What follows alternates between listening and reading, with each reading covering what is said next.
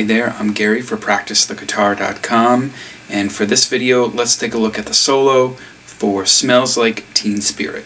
This tune is in the key of F minor, and if you're not familiar with an F minor scale, that would be an A flat major scale starting from its 6th degree. So we end up with 4 flat notes, and in the 8th position where this solo begins, an A flat major scale would be here.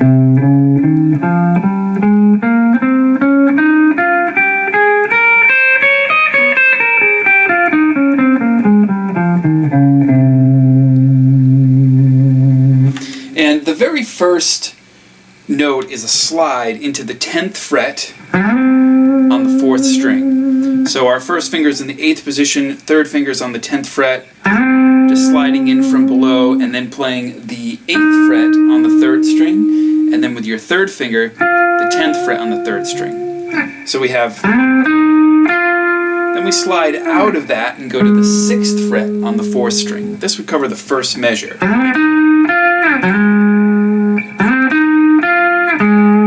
You could slide into that 6th fret if you want to, just for the effect, but you don't have to. And then in the second measure, we are playing the 8th fret on the 3rd string, 3rd finger, and then we're going to hit it again and bend it up a whole step, and then release it, and then play the 6th fret on the 3rd string and shift down to the 5th fret. So that would be the first 2 measures.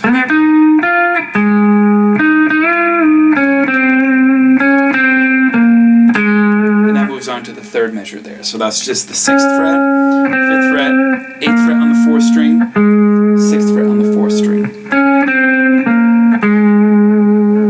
So from the beginning,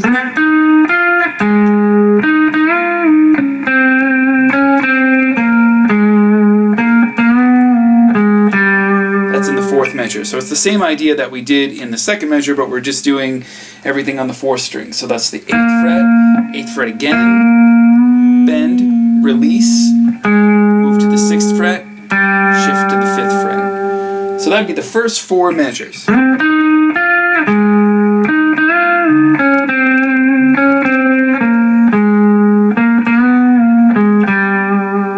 And for the next 4 measures, it's the exact same thing again.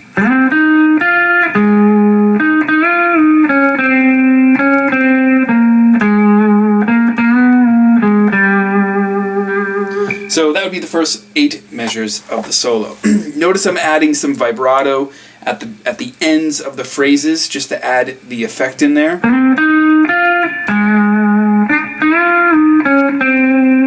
Right here, so you can see I'm locking the back of my wrist up against the back of the neck using my first finger here and moving that string in an upward and then release sort of motion at a slower pace. You don't want to go fast because it will sound out of tune.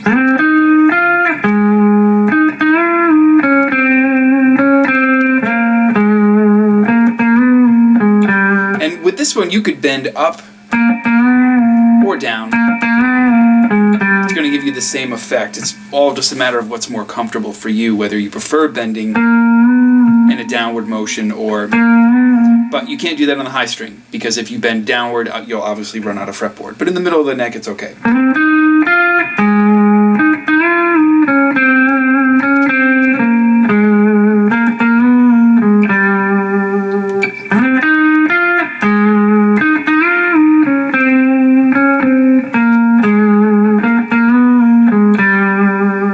And notice with the other thing with my bends is when I bend with the 3rd finger, I use the 1st and 2nd finger on the 2 frets below it to move the string.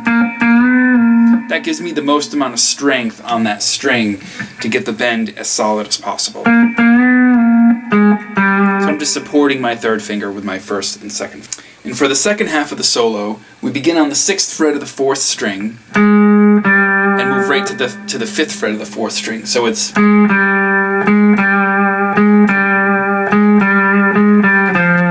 that's just a shift down to the 3rd fret on the 4th string.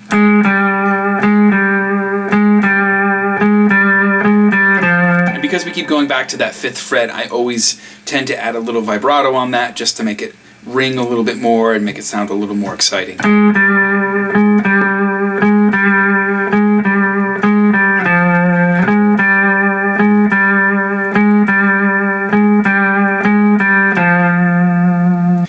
once you repeat that phrase a bunch of times, it shifts down to the 3rd fret. You stay on that 3rd fret, and when you have a lot of distortion and a lot of volume, it will feed back and it will continue to ring, and that just rings through the middle section of the song. So the whole solo, again, slowly would be.